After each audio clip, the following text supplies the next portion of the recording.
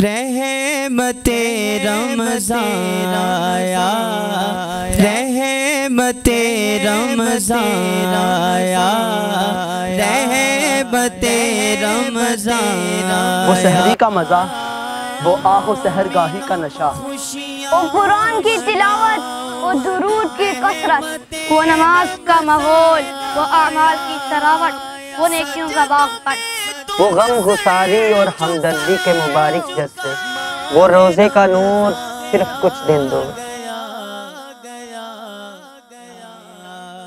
अल्लाह की रहमत का साया रोज़ेदारों पर पड़ा, अल्लाह की रहमत का साया।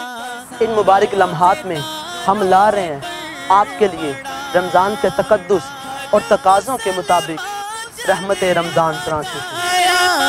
रहमते रमज़ान आया, ना म्यूजिक, ना बेपर्दा औरतें और ना दिगर अमूरे कभी हम के नगमे नात के उसवे सहाबा और अहले बैत के तज़किरे, उल्मा की मजलिस में आपके सवालात का कुरान और सुन्नत की रोशनी में हल।